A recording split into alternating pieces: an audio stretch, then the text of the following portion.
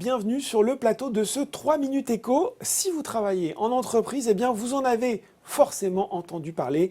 Je veux parler de la RSE justement, 3 lettres qui signifient responsabilité sociale des entreprises et qui a pour but, allez, on pourrait dire de concilier les objectifs de croissance et de rentabilité de l'entreprise avec le respect de l'environnement et des hommes.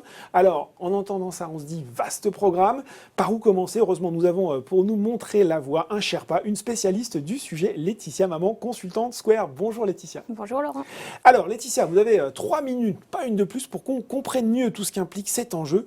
Mais on va peut-être commencer finalement par le début, au-delà de la définition. Vous aurez peut-être d'ailleurs à cœur de préciser, d'affiner. Moi, j'ai envie de savoir comment les entreprises se sont emparées ou pas de ce thème de la RSE.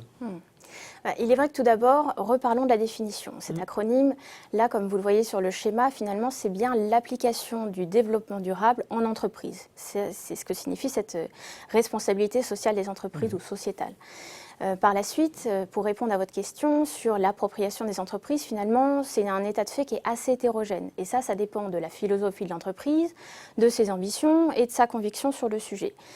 Quoi qu'il en soit, je pense que ce qu'il faut retenir sur ce point-là, c'est que tous les acteurs qui sont inscrits dans cette démarche s'inscrivent surtout dans une démarche d'amélioration continue. C'est ça qui est important. Vous me disiez aussi dans le thème que vous préfériez peut-être des fois la notion d'entreprise à impact, c'est ça notamment? Oui, c'est ça. C'est vrai que la RSE, c'est le terme communément employé, mais aujourd'hui, il est quand même plus juste de parler d'entreprise responsable ou entreprise à impact pour englober plus largement le sujet. D'accord. Alors, comment on doit s'y prendre finalement une entreprise pour mesurer, évaluer l'effort RSE et initier une stratégie sur le sujet?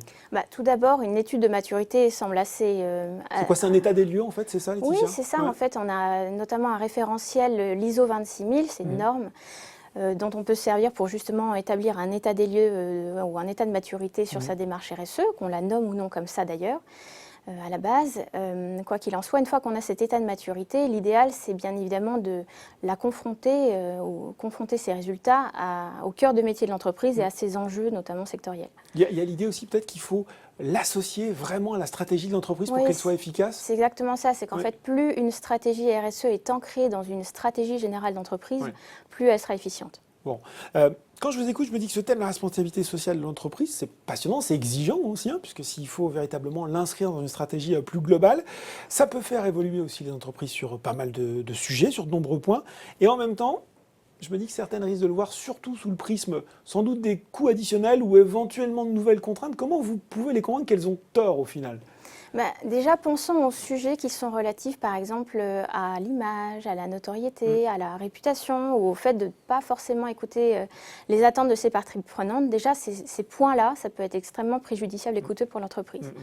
Par la suite, comme tout projet de transformation, je ne vais pas vous mentir, ça coûte de se structurer, de mettre en place une nouvelle direction. Par contre, quand on commence à mesurer les bénéfices, donc à établir vraiment une mesure de bilan économique de ce genre de démarche, là on se rend compte qu'il y a déjà 3 natures de bénéfices, c'est-à-dire on a du qualitatif, du quantitatif et de l'euro, donc vraiment en financier, et que souvent quand on s'attache à faire cet exercice, on est assez surpris des résultats parce que justement le retour sur investissement se constate. Donc, retour sur investissement qui se constate, ça veut dire finalement quoi? Que traiter les enjeux RSE aujourd'hui, c'est quelque part préparer les performances de demain? Oui, exactement. En fait, le fait de se doter d'une démarche RSE ambitieuse, c'est finalement se doter aussi des clés pour maximiser sa performance économique et extra-financière. Bon, j'imagine que ça ne va quand même pas être simple d'embarquer tout le monde sur ce type de sujet. Laetitia, là, je compte sur vous. Donnez-nous la recette pour réussir sa stratégie RSE. Alors, une recette, il n'y en aura pas.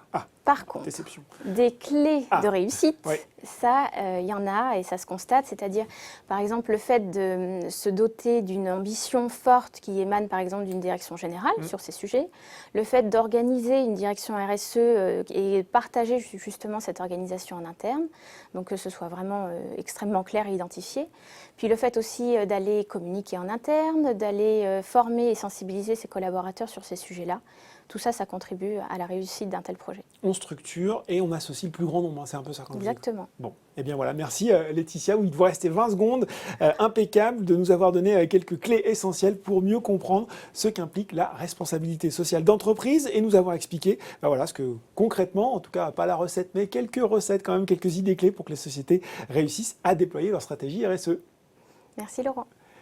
Ce 3 minutes éco est désormais terminé. À très bientôt pour un nouveau numéro.